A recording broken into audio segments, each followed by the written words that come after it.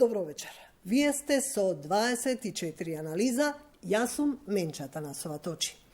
Говориме за незаконската наплата на здравствените услуги од страна на матичните гинеколози, причините за непочитување на законот, казните. Во студиото се доктор Ана Петрова, советник на генералните директори на Фондот за здравствено осигурување, доктор Душко Филиповски, председател на Сдруженијето на матични гинеколози и Росана Јаневска, правна советничка од ХЕРА. Добро вечер на сите од вас. Пред да почнеме со разговорот, сакам да го погледнеме прилогот на колешката Ивана Стојкова, која има снимано неколку пациенти токму на оваа тема. Случајот со незаконската наплата на гинеколошки здравствени услуги за кои говореа жени од шуторизари, охрабри други жени да проговорат за работењето на матичните гинеколози. Ана Марија Блажева е една од нив. Редовните прегледи во текот на бременоста ја чинеле многу пари. Од 300 до 1000 денари земал матичниот гинеколог за ехо преглед. Парите ги давала на рака, без фискална сметка. Кога сакав да се остварам како мајка, значи мораше да биде со редовни прегледи и се. Значи јас одев секој втор ден кај него. Секој втор ден кај него. Ехо преглед ми беше наплатуван 300, 500, 700 денари, нака од рак. Стигнав до моментот да добиам позитивен тест на бременост, му се јавив, отидов. Само што ме погледна на ехо за да ми ја потврди бременоста, ми наплати 1500 денари. Сето тоа без фискална. Знаете, во тој период на животот, кога сакав, значи, навистина сакав да се остварам како мајка, не ми беше некако првенствено тоа колку ми се наплатува. Токму ваквите искуства ја натерале Ана Марија да се информира за правата на пациентите, пошто увидела дека работењето на гинекологот било противзаконски. Но искуствата не биле поразлични ниту кај новиот матичен гинеколог. Јас инсистирам на фискална сметка, добивам одговор. Знаете, приватно е, докторката сама си го купила ехото, а ние мораме да наплатуваме. Не, вие, последниот момент што го кажав е, дали на вратата ви пишува дека прегледот кај матичниот лекар не треба да се наплатува. Ама, знаете, ние со ФЗО имаме проблем, не исплаќат. Јас кажав, тоа не е мој проблем. Тоа е ваш проблем. Вие борете се за вашиот проблем. Не можете на грб на пациентите да се богатите или ние како пациенти да плаќаме дупло. Плаќаме со тоа што ни се одбива за здравствено осигурување и плаќаме уште еднаш. Значи добиваме плаќање за здравствено осигурување, а добиваме нездравствено однесување. Ова, како што вели Ана Марија, е проблем кој се провлекува со години наназад на секој преглед. За пациентот да пријави незаконско работење на гинеколог пак, потребна е фискална сметка како доказ, а сепак голем број од гинеколозите земаат пари на рака, па така за пациентите е тешко да се докаже незаконската наплата на лекарите. Треба да го сменати начинот на кој што можеме да пријавиме. Значи, да, вака ние можеме да пријавиме, сум пријавувал, но како доказ им е потребна фискална сметка, која не ја даваат. И тоа треба да биде најчесто и да дадат фискална сметка. Матичните гинеколози пишува медицинска услуга. И тука е малце дискутабилно колку може да се докаже што е правено врз пациентката. Дали се земале брисеви, дали се земал пап, дали се правело ехо или колпоскопија. Значи медицинска услуга е широк поим. За незаконска наплата на здравствени услуги од гинеколог зборува и трудници и жени од шуторизари. Дел од трудниците, чија што бременост се следи во гинеколошката ординација таму, тврдат дека им било наплаќано за прегледи покрај тоа што според закон тоа треба да е бесплатно. Да барат за ехо, пошто има овие, како се каже, 3D или како е тоа, и за тоа барат пари. Па 350, мислам така, 300 денари. А ние знаеме дека не треба да се плати. Но и покрај тврдењата на пациентките, инспекцискиот надзор на Државниот здравствен и санитарен инспекторат не нашол никакви нерегуларности во работењето на гинеколошката ординација. Здравствените инспектори во медицинските досиеа и здравствените картони не констатирале неправилности во работењето на оваа гинеколошка ординација. За тоа дали колку инспекции се направени кај матичните гинеколози, од инспекторатот велат дека постапуваат по претставки од пациенти и доколку се утврди дека прекршокот е направен по прв пат, согласно Законот за здравствено осигурување се спроведува постапка за едукација. Оттаму потенцираат дека сепак наплатите на услугите кај матичните гинеколози се предмет на надзорите на Фондот за здравство. Дебата и реакции во јавноста предизвика изјавите на гинекологот од Шутка дека активно работи на тоа да им влијае на жените да не одат да абортираат, бидејќи тоа се косело со низините религиозни убедувања. Ставот на Министерството за здравство е дека гинекологот има обврска да советува пациентката за прекин на бременоста, но исклучиво од стручен аспект, односно единствено доколку утврдил дека за тоа постојат медицински индикации.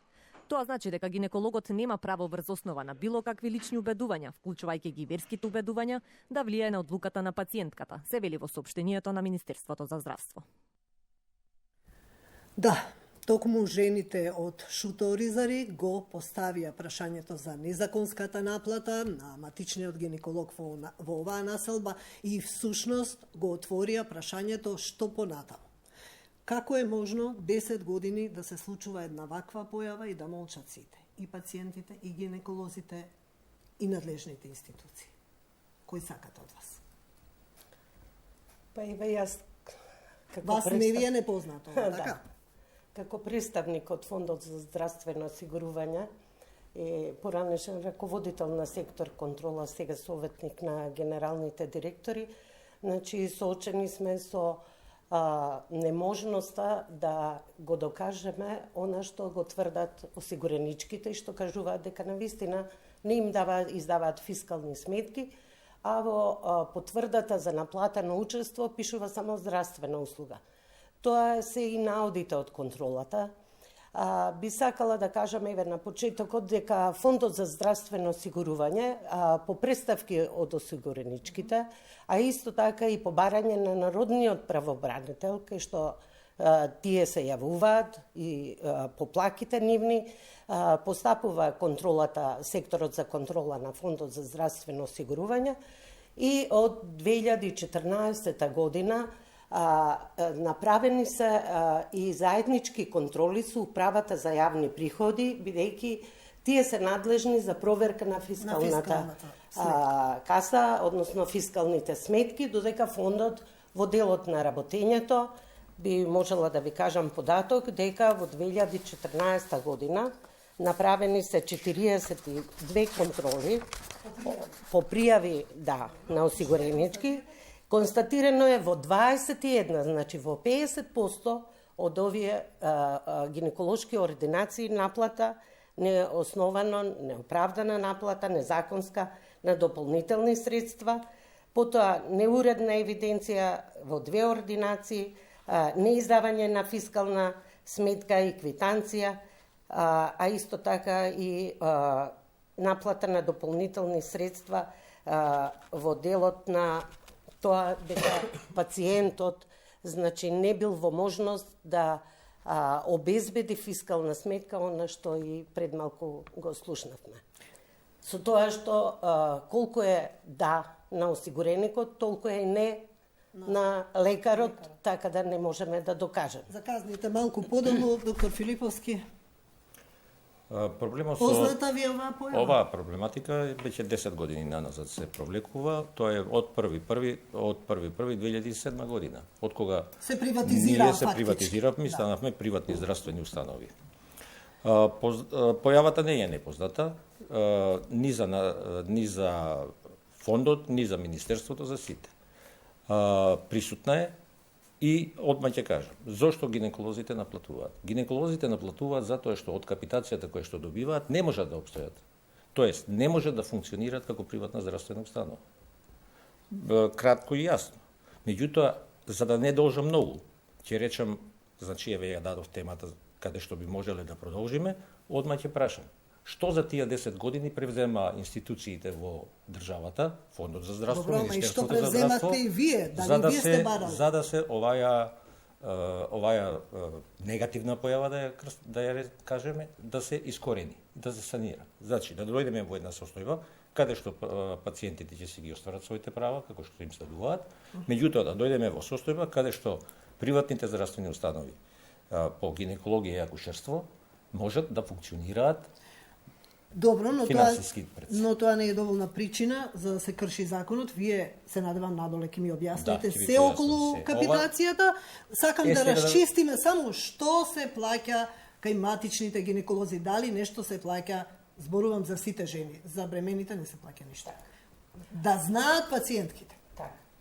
Значи, согласно законските прописи и договорот склучен со фондот, избраните гинеколози може да наплатуваат кај оние жени кои што не се бремени, како што кажавте, бидејќи истите се ослободени од партиципација за сите услуги на трите нивоа здравствена заштита. И со програмите, и со програмата, законот за здравствена заштита. Така, значи дека она за што плаќаат осигуреничките, тоа е 60 денари за цитолошкото испитување на земениот пап тест, значи земењето на брисот за пап тест не се наплатува, исто така микробиолошките брисеви, промивки, прегледот кај избраниот гинеколог, значи единствено се наплатува 60 денари за цитолошко испитување на пап тестот, бидејќи тоа е на секундарно ниво здравствена заштита, и за апликација на ампуларна терапија по налог, значи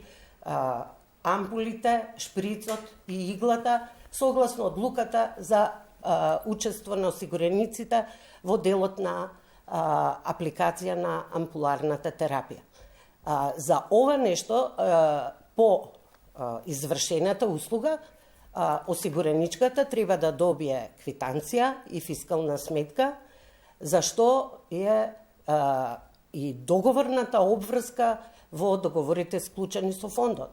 Значи, за останатите прегледот, ехопрегледот, колпоскопскиот преглед, промивки, микробиолошки брисеви, земење на пап тестови, тоа е бесплатно кај избраниот гинеколог. Колку ехопрегледи? Или сите?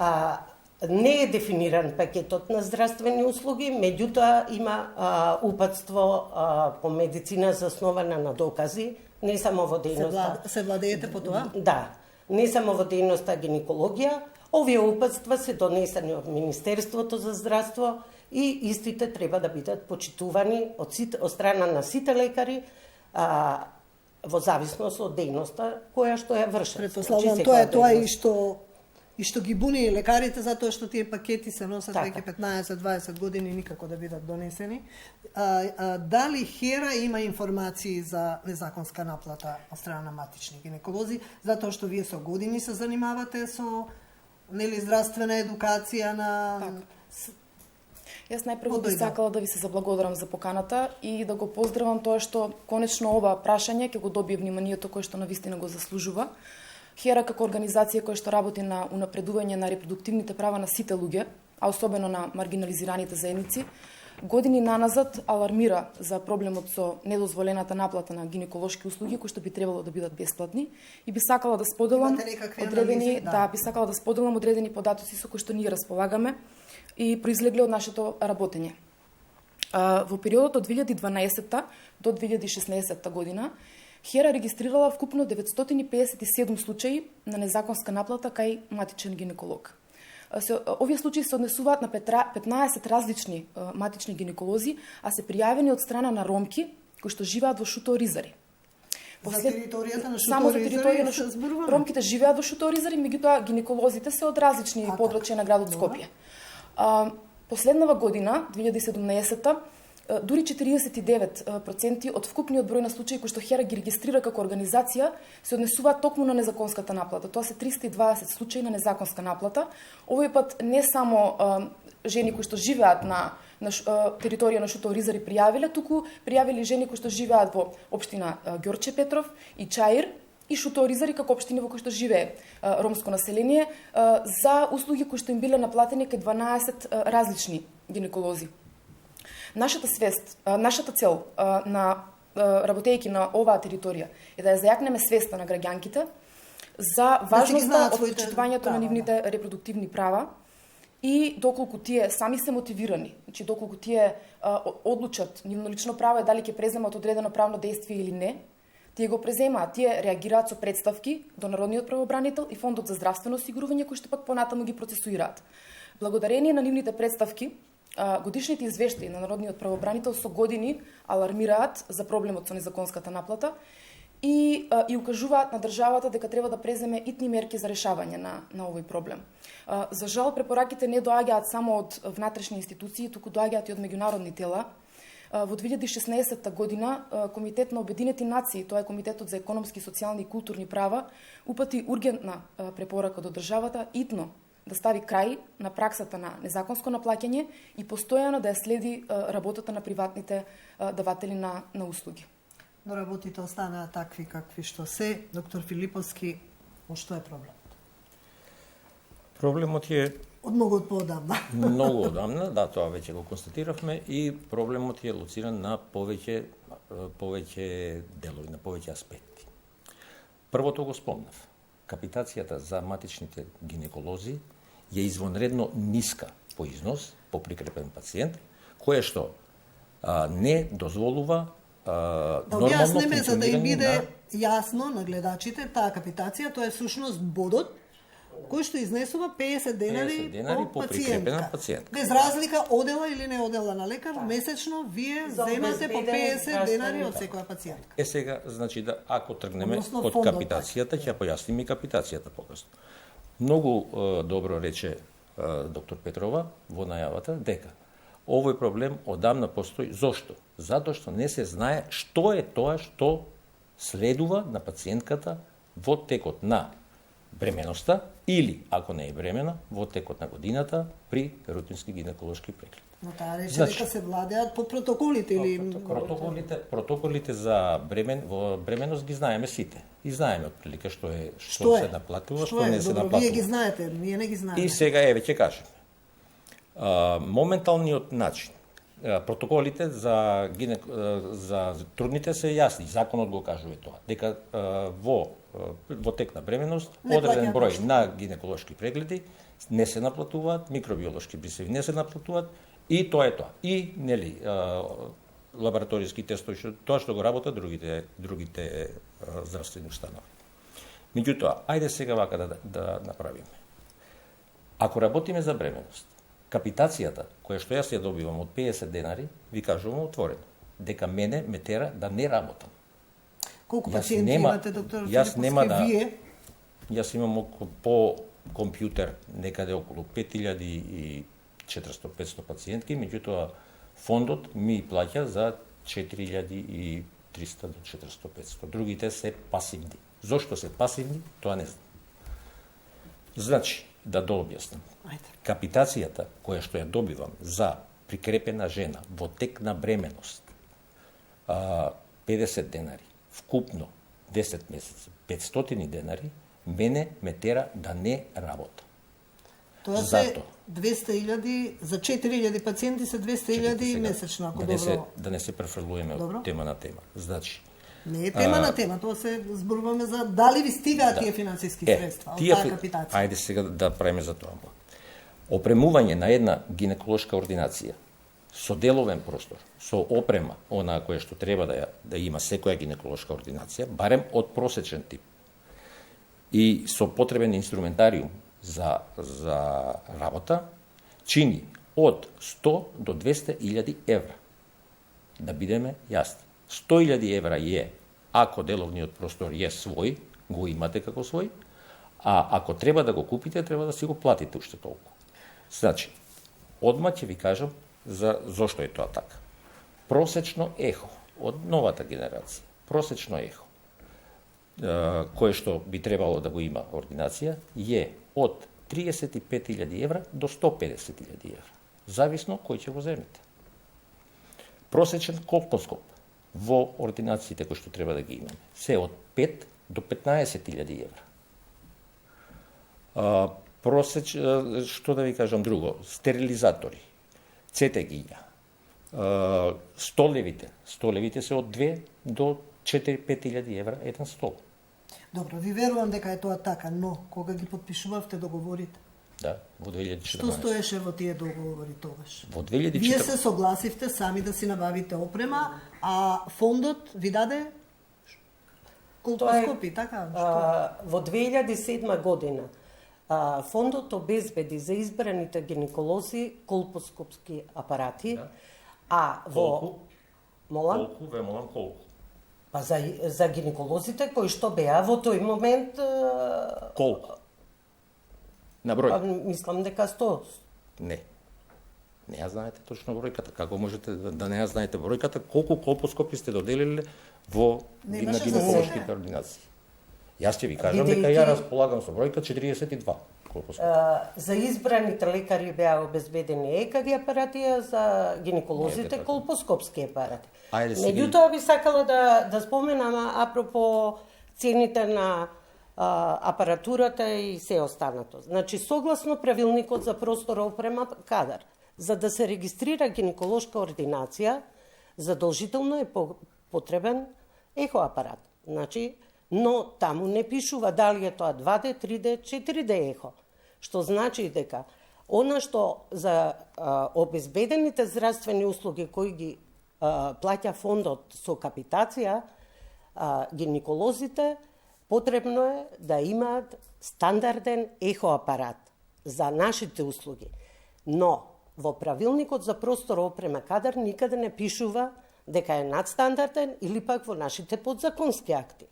Тоа е една работа во однос на опремата. Во однос на исплатата на капитација. Значи, имаме 50 денари вредноста на бодот. Бодот е еден бод по осигуреничка, а изборот се врши значи од осигурени лица од женски пол над 12 годишна возраст до крај на животот.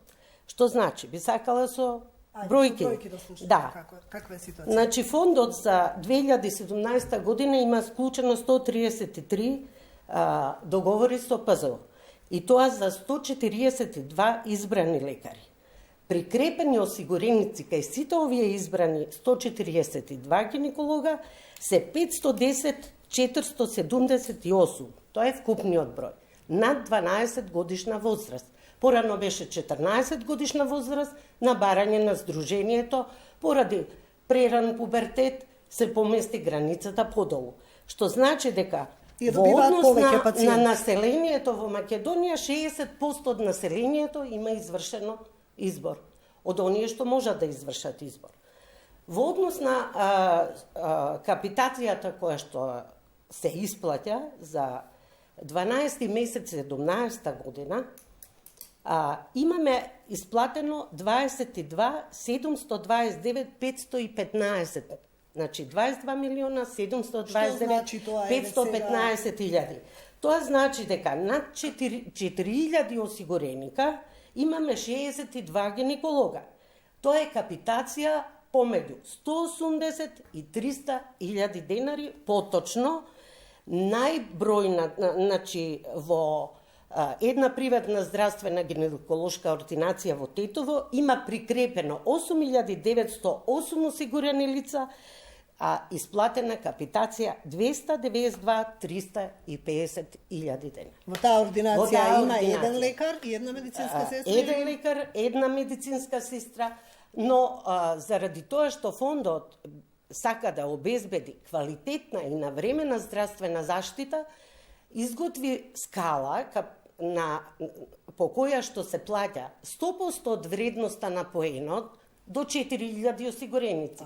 Бидејќи во тој случај еден избран гинеколог би можел да им посвети внимание на своите пациентки и да ги збрине и навреме и ефикасно. Но знаете ли дека матичните доктори заради тоа и ги одбиваат пациентките кога имаат над 4000? Да, но дестимулативно е, помалку се плаќаат. Но дестимулацијата беше направена од причини што, значи, бидејќи се намалува процентот за кој што се исплаќа по поен, во тој случај ние сакавме да се обезбеди втор тим со кој што оние што имаат премногу осигурени жени да се префрлат кај другиот. И друга една работа која е поволност од 1 јануари 2014 година, фондот обезбеди за оние што ќе почнат избрани лекари прв пат, избрани гинеколози да работат, обезбеди стимулативна капитација од 800 поени бода, односно 40.000 денари, значи како што е случајот сега со гинекологот сукцесивно ќе се зголемува бројот на изборно осигуренички и до 18 месеци, односно 3-6 месечија фондот ќе плаќа ако овој гинеколог додека стегне 800. Кога ќе има над 800 поена, во тој случај ќе му се исплаќа капитација како и на останатите. Тоа е тоа. Може, дали се доволни, вие тврдите дека не ви се доволни тие средства? Да, јас сега ќе ви кажам, доктор Петрова убаво ги кажа, податоците ги кажа за оние кои што најмногу земаат. Ајде молам за најмалку. Еве за најмалку ќе кажам. Значи тоа е ПЗО во центар во Скопје со 96 осигуреника, 3500 денари, најниската капитација.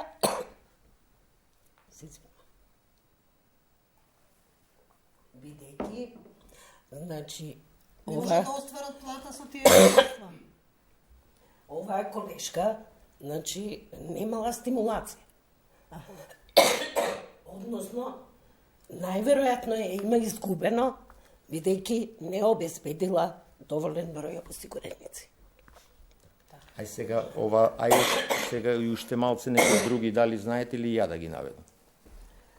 Во однос на капитацијата, на износот на капитацијата. Во однос на капитацијата. Значи, овие што се 62 гинеколога се над 4000 осигурени лица. Останатите до 142, значи, по списокот, значи, до 1000 осигуреника имаме 10 гинеколога. Во тие 1000 осигуреника имаат 4 почетници кои што примаат капитација стимулациона. Што значи дека 40.000 на доместок, независно од бројот на осигурениците кои што ги имале на почеток. Значи во тек на 18 месеци они постепено ги зголемуваат бројот. Од 1000 до 4000 осигуреника до 62, да речеме, 62 лекара, тоа се лекари кои што примаат некаде околу меѓу 80 и 100.000. Ова го поставува прашањето за неправилната распределба на гинеколозите. Ако може се во тој смисол и јас имам некои тоа, кои се, значи во Скопје од овие 142 избрани гинеколози, 51 гинеколог се во Скопје, а 91 се во низ Македонија. Во однос на дистрибуцијата, да речеме по градови, во Македонски Брод, Демир, Хисар, Крушево и Пробиштип немаме гинеколог. Останатите гинеколози се распределени во другите градови, со тоа што на просечно во Република Македонија по гинеколог е околу 3568 осигурени лица. Така, ама не се правилно распоредени. Не се правилно распоредени. Така да е една битола исто. Така има многу малку гинеколози. Тоа е веќе проблем и на недостатокот на гинеколози. Има ли влијание таа неправилна распределба пред да почне доктор Филиповски да го образложува неговиот дел? Така е, очигледно дека навистина постои системски проблем и веќе од оваа дебата заклучуваме дека постои навистина незадоволство кај гинеколозите, а од друга страна фондот си настапува со своји аргументи како институција. Меѓутоа во никој случај консенсусот кој што не успеале да го постигнат гинеколозите со институциите не смее да се одрази на пациентите. Ние не сме овде да ги напаѓаме гинеколозите како фела, да покажуваме со прст, да ги отцрнуваме или да ги ставаме на тапет па тие да ја затворат својата ординација. Ние сме тука за да признаеме дека навистина постои проблем со незаконска наплата и дека тоа не е проблем на Шуто Оризари, дека тоа е национален проблем и дека тој проблем треба да се реши. И дека пациентките го премолчуваат или пак не го знаат, така е, и си плаќаат. Замислете како во пракса изгледа доколку една пациентка која што е примател на социјална парична помош од 2500 денари, за еден ехо преглед треба да плати 500 денари. Дали таа жена се соочува со сериозни финансиски бариери во пристапот до правото на здравје? Замислете ако имаме кумулација на бариери. Да речеме ако жената физички, географски не може да пристапи до гинекологот. Спомнавме дека имаме 4 места во Република Македонија кои што воопшто немаат ниту еден матичен гинеколог. Замислете таа истата жена да е социјален случај, значи да зема само основни парични надоместоци од социјална нема заштита. Нема средства да си плати да си за плати. да стигне до местото каде што е гинекологот. Така е, нема можност да ги покрие трошоците за транспорт, а камоли па да плати за услугата. А замислете, бидејќи постојат и други бариери кои што сакам да ги спомнам, замислете да се акумулираат сите заедно. Еве ние во 2016 година направивме истражување во Шуто Оризари. Тоа е карта со оцена од заедницата, каде што самата заедница оценува каков е пристапот до услуги за репродуктивно здравје. Сама оценува каква е достапност и каков е квалитетот според заедницата за пристапот до услуги. 15% од испитаничките ромки од Шуто Оризари одговориле дека барем еднаш биле одбиени при пристапот до матичен гинеколог. Најчест изговор кој што лекарите во тој момент го користеле било дека имаат премногу пациенти, дека нивната квота на пациенти е веќе пополнета, дека пациентката е премногу стара, односно дека тие работат само со млади пациентки или обратно, во зависност од тоа дали стара или помлада жена ќе им се обратила. Значи тука веќе зборуваме за повеќе бариери кои што најчесто во такви средини кои што се социјално исклучени се акумулираат. И тогаш веќе ние не можеме да зборуваме за репродуктивни права. Ние мораме да бидеме свесни за овој проблем дека е системски и дека треба да се реши тоа ургентно. Ние како организација сме свесни за ограничените капацитети на државата, дека државата не може во исто време да се посвети на сите здравствени проблеми подеднакво. И решивме на наша иницијатива да формираме посебна работна група со сите засегнати страни кои што ќе се позанимават токму со ова прашање. Делегираа представници Издружение на матични гинеколози и Фондот за здравствено осигурување, Министерството за здравство, Институт за јавно здравје, акушери, представник од семени лекари. Која е целта? Целта на оваа група е да се направи прво една ситуациона анализа за тоа со какви човечки капацитети државата во моментот располага. Кои ни се на нас човечките ресурси? Имате ли првични информации? Ќе споделам за кратко. Со колку гинеколози ние располагаме, каков е трендот кај гинеколозите, со колку акушери располагаме, каков е трендот. Еве, например, она што е евидентно е дека гинеколозите како професија стареат. Околу 1/3 од гинеколозите се на возраст над 60 години. Околу 1/2 се на возраст од 50 до 60 години. Просечно во наредните 15 години ќе има 7 до 8 пензионирани гинеколози годишно, доколку како возраст на пензионирање се земе 65 години. Да, тоа е голем проблем на државата и проблемот со специјализации за кои што секогаш говориме. Исто така уште еден важен наод кој што мислам дека не треба да го занемариме е улогата на патронажната служба. Поливалентната патронажа е служба која што стига онаму каде што никој друг не стига. Тоа се посети кои што се прават во домашни услови на жени во репродуктивен период, бремени жени и што туку породени жени. И ние заклучуваме дека оваа служба треба да се јакне. 341 акушерка се дел од оваа служба, меѓутоа тенденцијата на акушерки е нивниот број исто така да се намалува. И повеќето акушерки се во поодмината возраст, исто така како и гинеколозите и таа професија ни старе. Ние како прво, како држава, немаме посебен регистар кој што го ажурираме за тоа со какви капацитети располагаме. Дали акушерките кои што ги продуцираме како земја, навистина работат како акушерки или работат како стоматолошки сестри.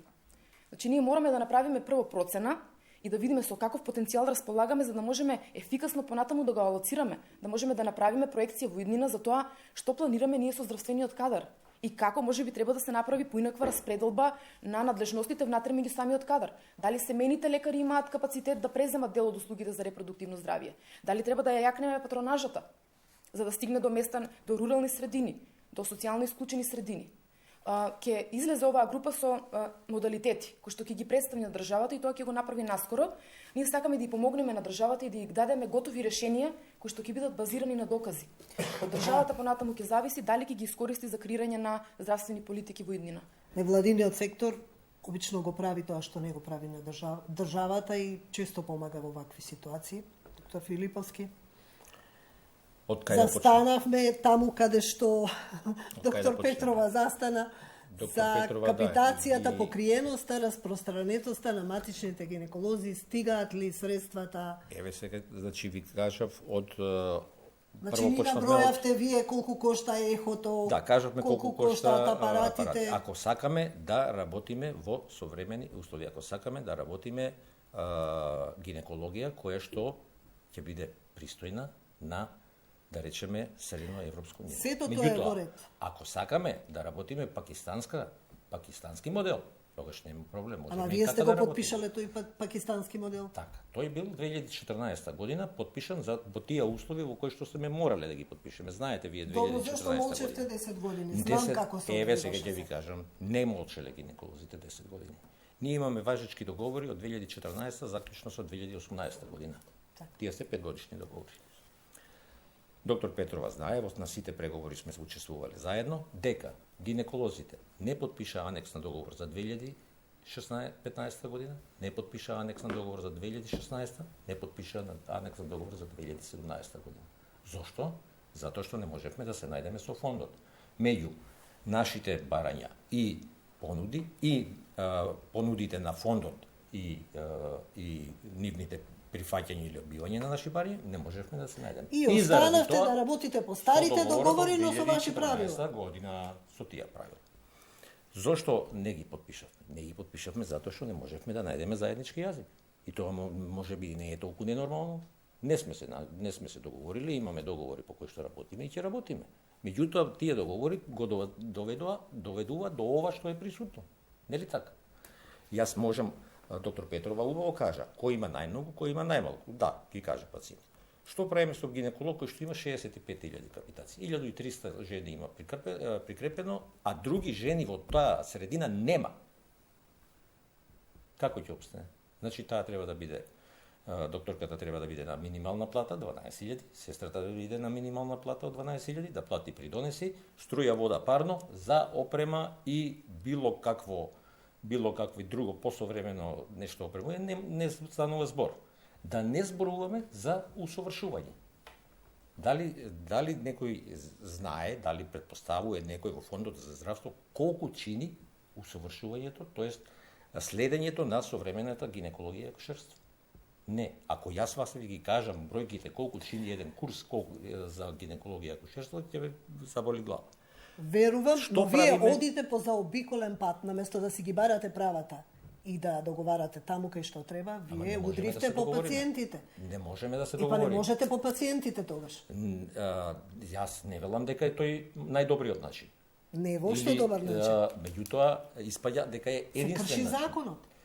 Да, точно е. Се кршат правилниците, законот за здравствена заштита, законот за фискализација и УЈП тука има да продолжам натака. Дали треба сега докторката во таа средина кај што има гинеколошка ординација да ја преселиме во поголема средина и таа средина да остане како што ги наброја без гинеколог.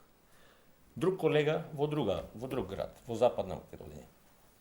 75.000 капитации. Како да обстане тој човек? Тие се луѓето таму, печалбари се. Тие се, нема други. Како ќе обстане таа ординација? Доктор Ана Петрова знае сигурно повеќе. Во Скопје имаме колеги кои што имаат до 100.000 денари капитација.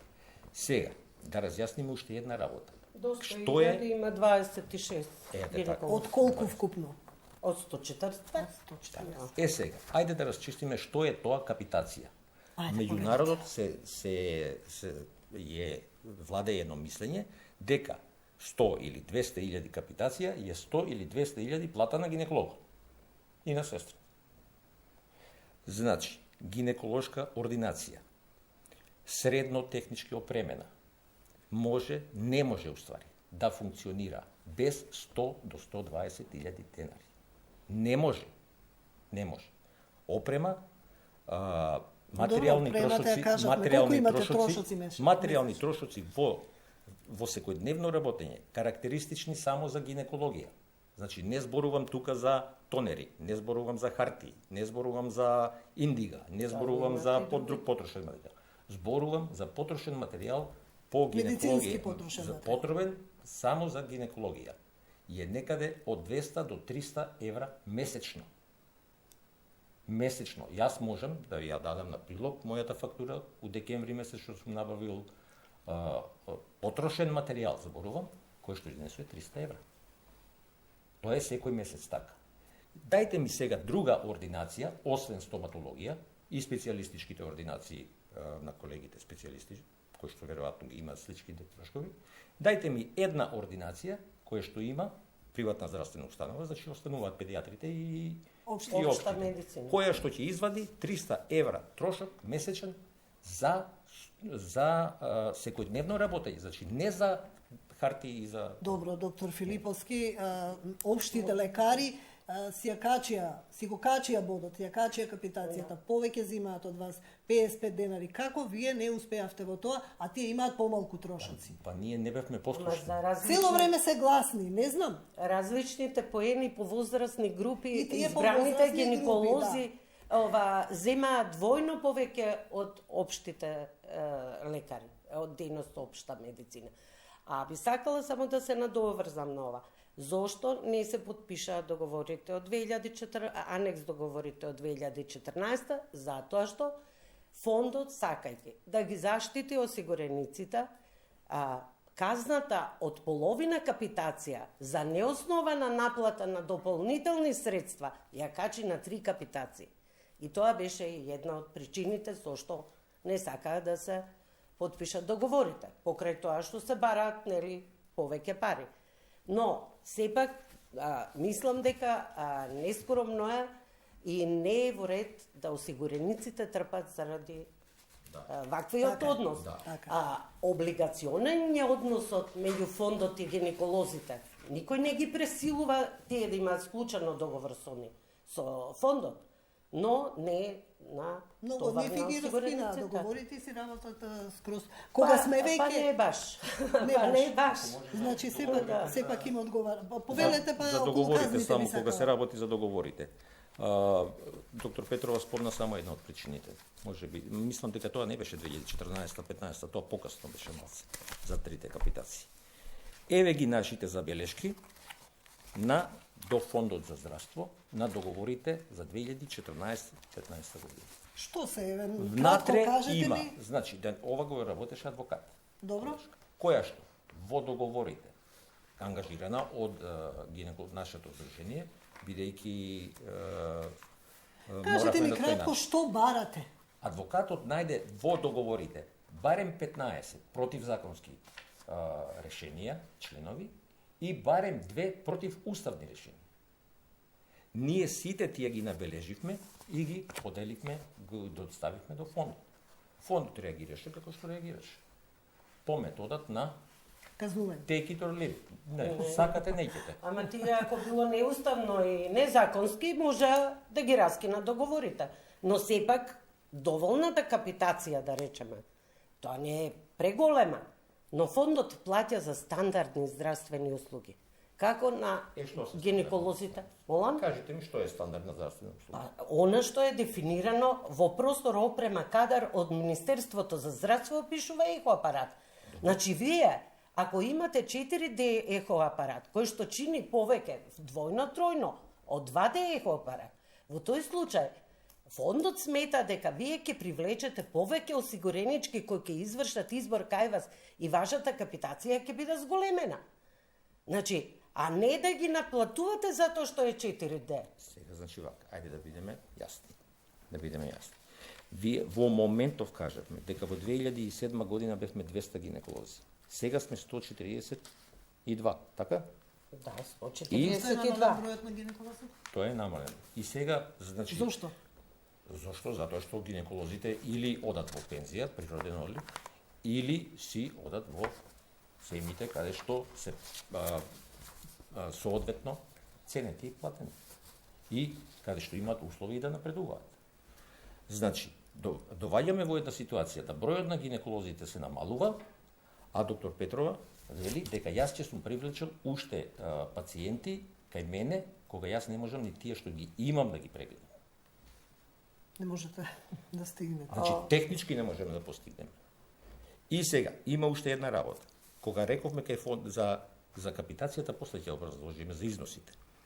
За оној, што го спомна доктор Петрова, начин на привлекување на пациенти, и стимулативно и дестимулативно плаќање на гинеколозите. Па како кога ви опаѓаат гинеколозите, вие можете да стимулирате гинеколози да прикрепат пациенти со дестимулативен модел. Секаде во светот постои стимулативен модел, а не дестимулативен. Вие имате пад на бројот на пациенти, неприкрепени 200-300 жени во Република Македонија, а носите модел на плаќање дестимулативен. Значи, ја колку повеќе примам... Се разговарало ли околу моделот на Значи, плаќање, моделот на плаќање од 2001 година, бидејќи јас сум од 2000-та во фондот, така да ги знам текот на реформските процеси во фондот, избран беше моделот со поддршка од Светската банка, моделот капитационен, како и повеќето земји во европски земји и во обкружувањето кои што го користат тој модел. Капитацијата е начин, модел на плаќање за обезбедени здравствени услуги, а не за извршени.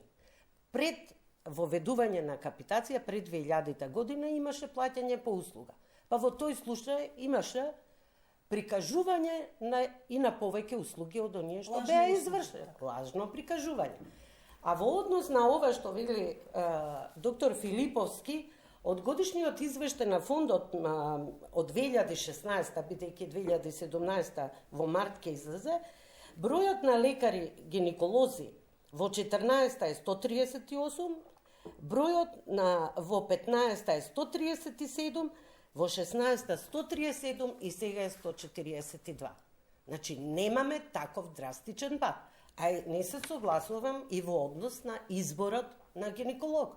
Значи, 60% опфатеност на возрастната популација над 12 години до крај на животот, мислам дека е исклучително поволно и излезе фондот во пресред и со намалување на возрастната граница од 14 години на 12, а исто така и со стимулативните мерки во однос на новите избрани гинеколози кои што ќе почнуваат, така да тие во рок на година и пол ќе обезбедат осигуреници за да можат да... Зошто се намалува бодот над 4000 пациенти? Мора ли тоа да биде така? Па кажав пред малку, за да ги стимулира да се прикрепи во ординацијата уште еден лекарски тим.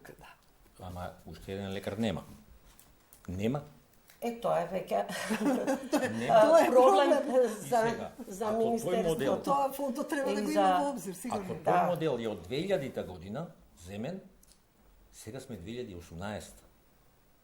Од 1.1.2017 сме ние приватни. Од 1.1.2007 година. Зарем 10 години не беа доволно да се сватат некои работи дека струката гинеколог е понижена. Ај што сум јас понижен. Пациентите ќе проценат за мене дали вредам или не вредам. Се понижува гинеколошкото здравје на жената. Сакате тоа да го објасниме преку капитациониот модел? Тоа ќе биде најпластично, најреално, за да сватат гледачите што се случува во Република Македонија.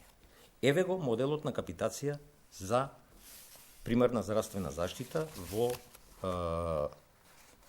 педиатрија, гинекологија и општа медицина.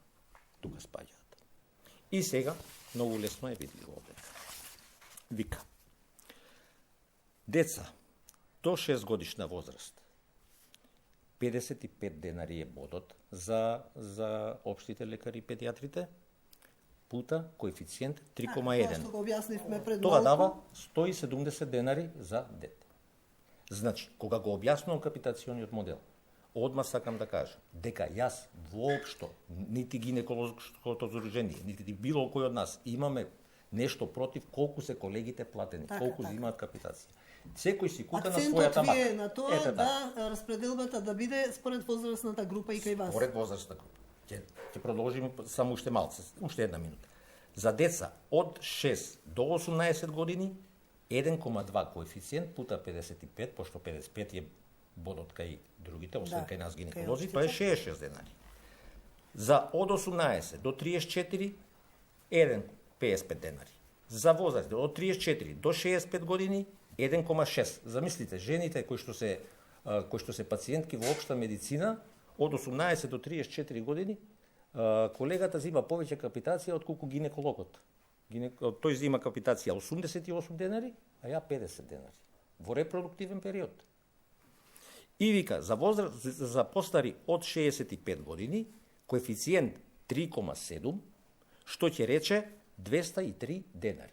Значи, чуден модел, затоа што Дури и децата до 6 годишна возраст, капитацијата за деца до 6 годишна возраст е 170 денари, а капитацијата за возрастни над 65 години е 230. Јас ќе ве замолам, запамтете си ја мислата, одиме со реклами, па се враќаме назад во студиото.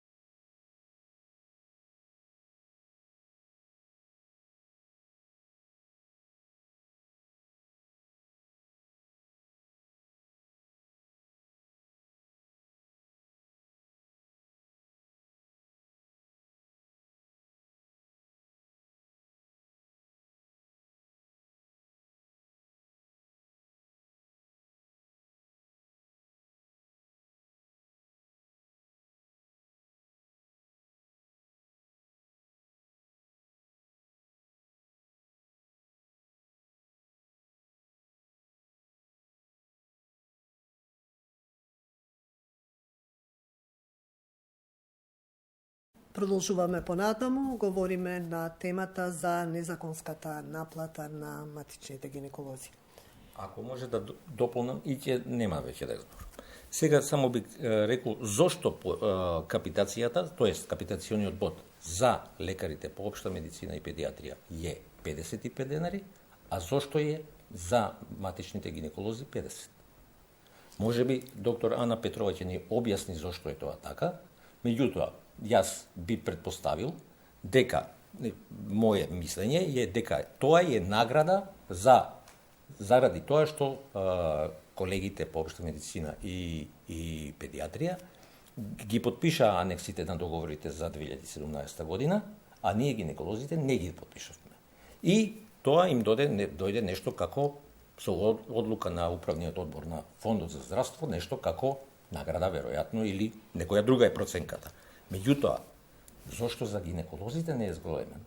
И второ, ако е награда, ако е заради подпишување на анексот на договорот, во анексот на договорот никаде не пишува дека капитациониот бод од 50 се зголемува на 55. Не го пишува, тоа не е услов. Значи, вие имавте состанок сега скоро. Да. Колку што знам со директорите на фондот, што побаравте и што ви беше ветен? Ние до Фондот за здравство понудивме еден акционен план со кој што ќе се унапреди, ќе се прво елиминираат овие негативни појави кои што ги имаме, а во второ кој што е на 3 нивоа. По прво ниво би се разговарало за капитацијата на матичните гинеколози, нели така? Сето тоа околу бодот, околу возрастни групи, поделба на пациентите по возрастни групи. Јас не можам да разберам како може девојче од 12 години и трудница со близнаци да биде капитацијата иста. Тоа не знам како може да биде, ама така е во моментот. На второ ниво, значи тоа на прво ниво, да се воведе, да се зголеми капитација, да се поделат по возрастни групи, да се има ли расположение од страна на новото раководство во фондот за оваа работа? Можам да кажам дека по разговорите кои што ги имавме на 2-3 пати со раководниот тим, новиот раководен тип на фондот за здравство, директорите господин Дендовчев и господин Орхан Ибраими, наидуваме на разбирање и расположение за решавање на оваа да зборувате понатаму да разговарате. Да разговараме и да ја надминеме оваа состојба која што е присутна во моментов.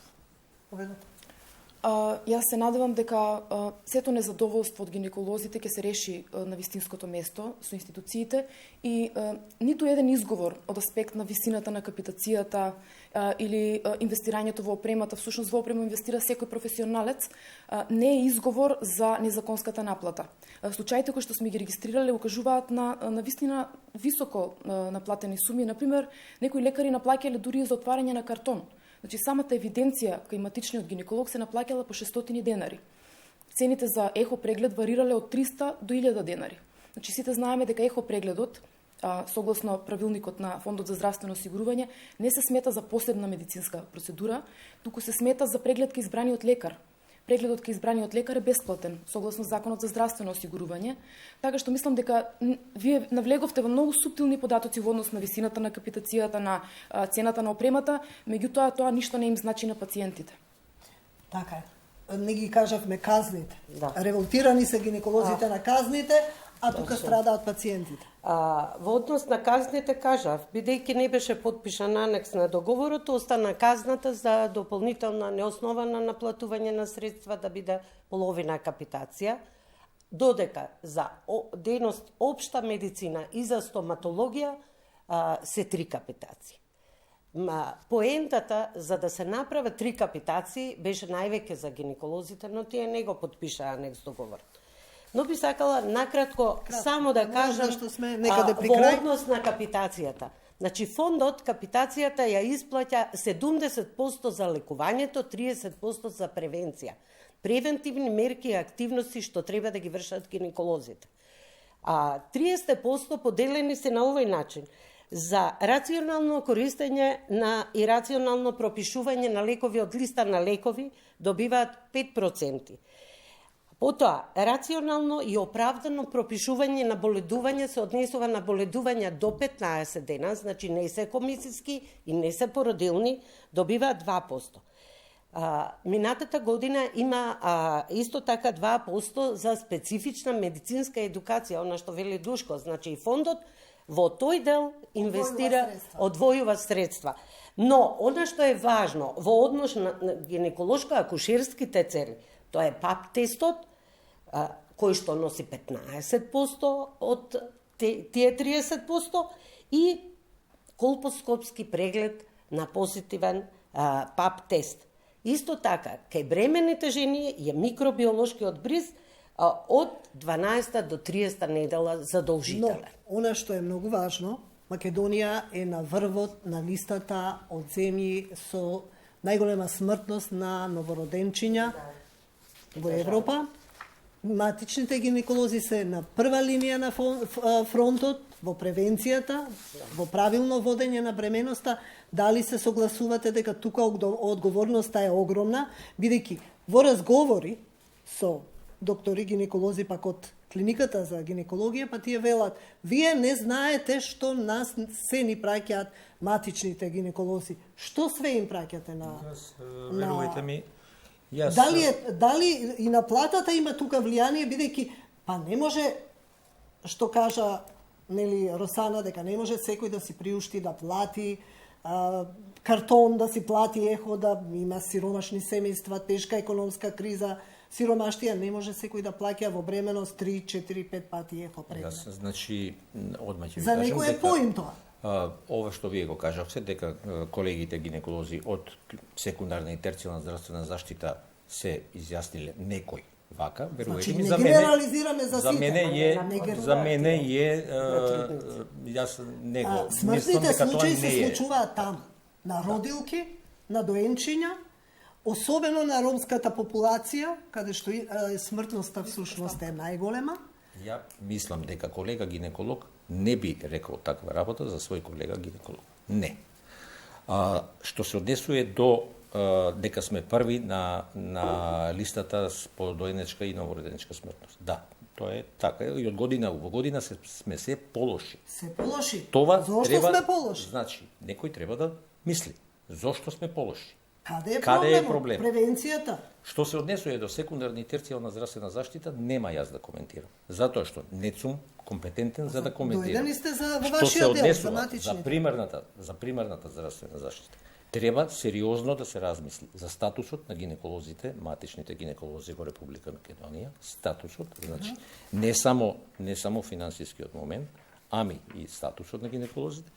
И второ, јас сум сигурен, доколку се најде соодветно, а ценам дека ќе се најде према расположението кое што моментално владее во институциите на системот, во Фондот за здравство, во Министерството за здравство, за примарната гинекологија, мислам дека има сега една позитивна клима, која што се и наетите со институциите, со фондот страдаат пациенти. Се и наетевме. Се и наетевте до сега. Ете така. Односно, мудро си молчевте и седевте додека општите лекари си ја водеа битката во повеќе наврати си добија зголемување на капитацијата. Добија зголемување на капитацијата, сите знаеме кога, 2016-2017 година, кога во Македонија беше политичка криза, гинеколозите беа, како да речем тоа, скромни. Не сакаа да ја користат политичката криза за остварување на некои своји цели, особено финансиски. Не сакаме во тек време на избори, не сакаме во предизбори, не сакаме по избори. Ама вие не сте сакале 10 години, а сега сите ви се криви, фондот ви е крив, криви ви се пациентите. Јас ќе ви кажам. Кога е моментот за вие да си ги побарате вашите права? Ние ги бараме 10 години назад. Меѓутоа, никако да ги добиеме. Сега, веројатно сега е климата, сега е моментот, пошто постои расположение и клима во фондот и во Министерството, да се обрати внимание на матичните гинеколози, што они представуваат во одржувањето на гинеколошкото здравје на жената. Ако се најде соодветно разбирање и се подобри нашиот статус, не само финансиски реков, ако се најде разбирање, тогаш јас можам да бидам слободен и да кажам дека за многу кратко, во соработка со колегите од секундарно и терцијално здравство, заеднички ќе постигнеме едни промени на доенечката и новороденечка смртност, која за 2-3 години ја мислам дека ќе ја смалиме во значаен процент. Ако ви го зголемат бодот и капитацијата, ќе ја намалите доенечката и смртност. Знаете што на почетокот реков. На почетокот реков, нерешениот овој и ваков статус на гинеколозите, на матичните гинеколози, не влијае стимулирачки за да се работи. Не влијае стимулирачки. Ова е дестимулирачки начин. Апсолутно, си кажавте дека е дестимулирачки, но сите констатираме дека страдаат пациентките. Јас имам тука некои податоци, ромската популација, јас верувам дека 10 години таму немаше матичен гинеколог. 8000 жени од Чутовар Изори беа оставени без матичен гинеколог. Сигурно верувам дека и многу други фактори влијаат на доенечката смртност, но претпоставувам дека и немањето матичен гинеколог имало големо влијание. 2014 14,2 промили.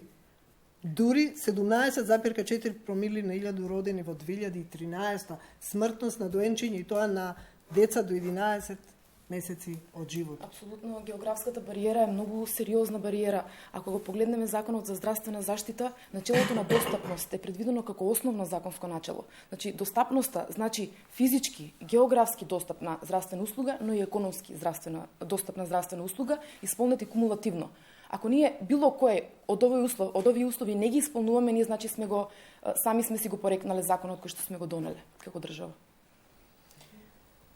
Јас се надевам дека ќе најдете заеднички јазик со Фондот за здравствено осигурување, дека конечно вие ќе си го решите проблемот, но дека и понатаму нема да биде на сметка и по грбот на пациентките, а се надевам дека и осигуреничките ќе знаат да си ги бараат своите права, да бараат фискални сметки, да бидат задоволни и да не им се наплаќа за тоа што е бесплатно. Секако дека во најголем интерес е и на осигуреничките, на пациентките, а и на гинеколозите, да се најде дефинитивно решение, конечно решение за овој став, и ја мислам за овој проблем, и мислам дека во следниот период и ќе се најде соодветно решение, затоа што оваа состојба не одговара никому. Затоа што се смени власта. Па, да речеме дека може би и тоа има свое... Сте чекале некаков момент. И уште еднаш ќе потенцирам, само уште ве молам. Значи, се што зборувавме околу капитацијата, ќе повторам уште еднаш. Значи, гинеколозите немаат ништо против колку се платени колегите педиатри и општи. Ние зборуваме за нашиот проблем. Но се надевам дека понатаму нема да биде по грбот на пациентките, кои што заради вашиот проблем вадат од својот джеп за нешто што е бесплатно и што законот им не дозволува. Ние највише го сакаме тоа, значи сето тоа ќе се среди кога ќе се оформи пакет на услуги, кој ќе се знае што е тоа стандард, што е нестандард, што следува на пациентка во тек на година во бременост и вон бременост и кога ќе се тоа прво. Но сега пак се враќаме на почеток. Добро. Само што ова да дополнам. Не е логично да на секундарно, специјалистичко, консултативно и терцијерно ниво бремените жени се ослободени од партиципација, а избраниот лекар кој што треба, на кого го довериле нивното здравје и нивниот пород утре, да остане да се наплатува. Мислам, навистина тоа не е. Нема логика, не е законски, не е етички, не е човечки. Ви благодарам што бевте гости во 24 анализа. Вам, почитувани, ви благодарам на вниманието. Останете и понатаму да ги следите програмите на телевизија 24.